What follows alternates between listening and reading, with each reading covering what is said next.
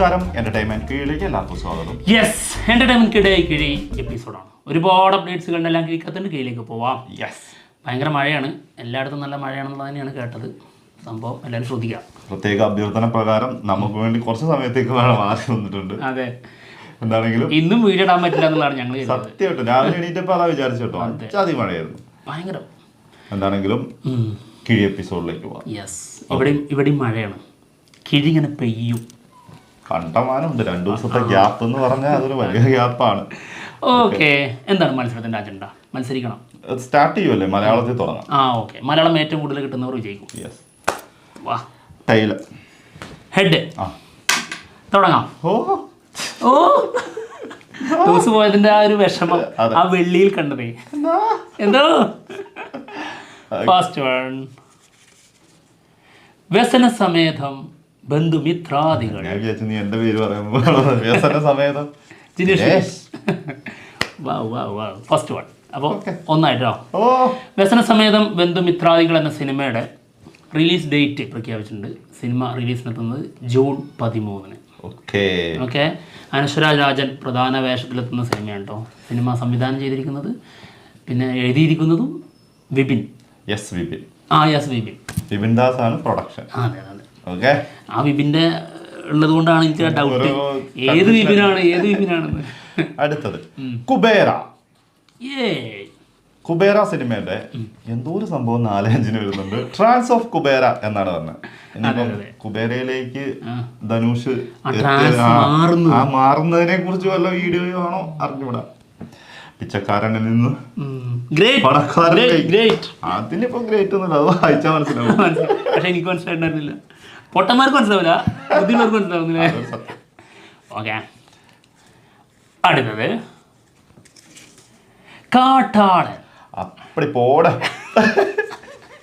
2-0. കാട്ടാളൻ സിനിമയുടെ big update ഉണ്ട്.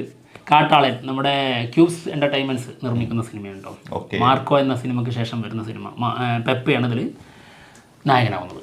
കാട്ടാളൻ സിനിമയുടെ എഡിറ്ററായിട്ടും പിന്നെ മ്യൂസിക് ഡയറക്ടറായിട്ടും 2 പേര് വരുന്നുണ്ട്. ഓൺ ബോർഡ് ആയിട്ടുണ്ട്. അതെ. മ്യൂസിക് ഡയറക്ടർ നമ്മുടെ കാന്താര സിനിമയുടെ music director Ajaneesh Loknath. Yes. പിന്നെ എഡിറ്റർ മാർക്കോയുടെ എഡിറ്റർ തന്നെ. യെസ്. ഓക്കെ, ഇങ്ങോട്ട് വരട്ടെ. അടുത്തത് ഹിറ്റ് 3. സിനിമ നെറ്റ്ഫ്ലിക്സിൽ 29-ാം തീയതി എത്തും. നെറ്റ്ഫ്ലിക്സിലെ ആൾറെഡി ഇതൊക്കെ വേറെ അല്ലാതെ മറ്റുള്ള സ്ഥലങ്ങളിലൊക്കെ സംഭവം വന്നിട്ടുണ്ട്. നെറ്റ്ഫ്ലിക്സിൽ വരുന്ന 29. അതെ. അടുത്തത്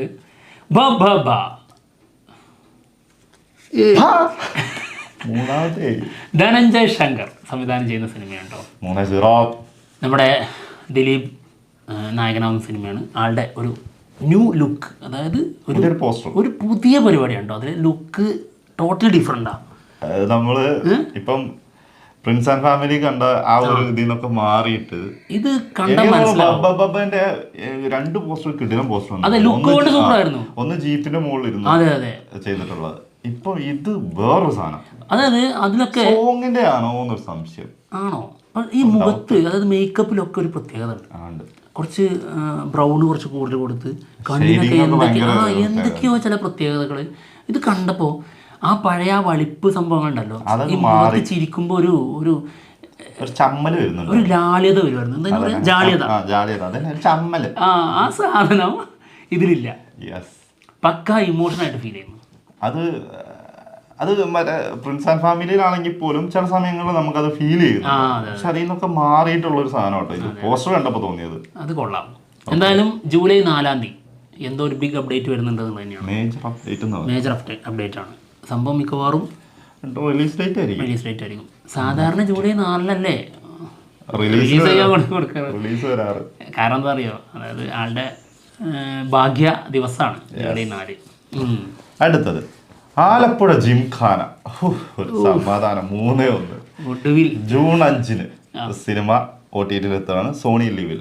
ഓക്കെ, 2 കൂടി പിടിച്ചാൽ മതി. അടുത്ത കിഴി കളം കാവൽ. അടിപൊളി. ജിതിൻ കെ ജോസ് സംവിധാനം ചെയ്യുന്ന സിനിമയാണ്.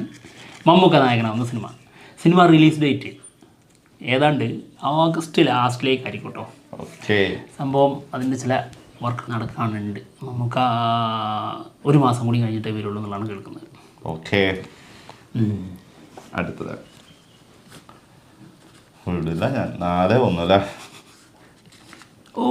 ഐ ആം ഗെയിം സിനിമയുടെ ലൊക്കേഷൻ സ്റ്റിൽ പുറത്തു വന്നിട്ടുണ്ട്. 22 ദിവസത്തെ ഷൂട്ട് കഴിഞ്ഞു എന്നാട്ടോ പറയുന്നത്. ഓക്കെ, കഴിഞ്ഞിട്ടുണ്ടാവേണ്ടതാണ്. തുടങ്ങിയതാണല്ലോ അല്ലേ, തുടങ്ങിയാൽ കഴിയണല്ലോ, തീരണല്ലോ. ഓക്കെ, എന്തായാലും നഹാസ് ഹിദായത്ത് സംവിധാനം ചെയ്യുന്ന സിനിമ ദുൽഖർ മലയാളത്തിലേക്ക് തിരിച്ചെത്തുന്നു. കിങ് ഓഫ് കൊത്തയ്ക്ക് ശേഷം. ഓക്കെ, അടുത്ത കിഴി കിങ് കിങ് കിങ് കുഴപ്പമില്ല. മത്സരത്തിൽ താഴേക്ക് പോകുന്നുണ്ടോ എന്നൊരു ഡൗട്ട്. തീർച്ചയായിട്ടും ആ ഡൗട്ട് എപ്പോഴും അങ്ങനെ മുന്നിൽ ഇങ്ങനെ കണ്ടുകൊണ്ടിരിക്കണം. 4-2.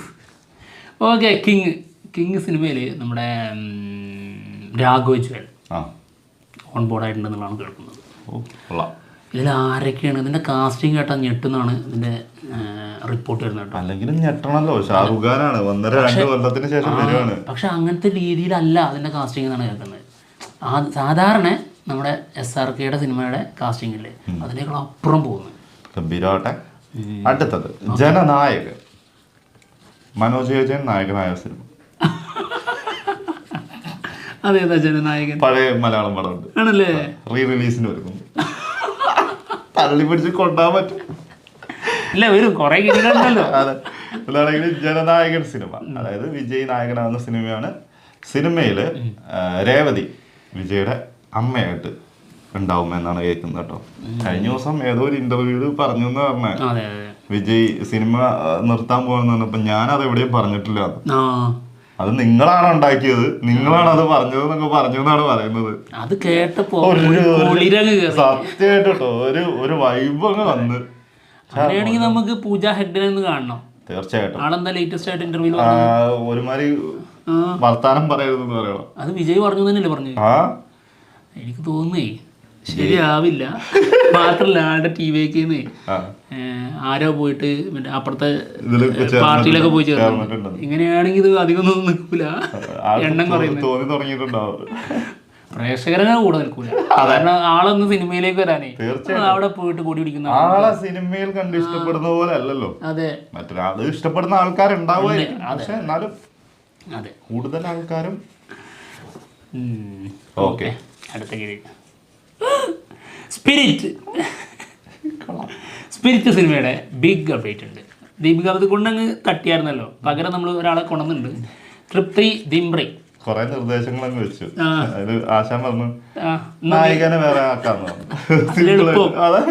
അല്ലെങ്കിൽ ആളുടെ പേരിൽ വിൽക്കേണ്ട ഇത് വരുന്നതിൽ പ്രഭാസിന്റെ പേരിൽ തന്നെ ധാരാളമാണ്. പിന്നെ ഡയറക്ടർ, പിന്നെ ആളുടെ പടം എന്ന് പറയുമ്പോ തന്നെ ഒരുപാട് ഹൈപ്പ് ഭയങ്കരമാണ്. അതെ, അതിനേക്കാൾ അപ്പുറത്ത് വന്ന് ഇനിയിപ്പോ ദീപിക വന്നിട്ട് കിട്ടാനൊന്നുമില്ല.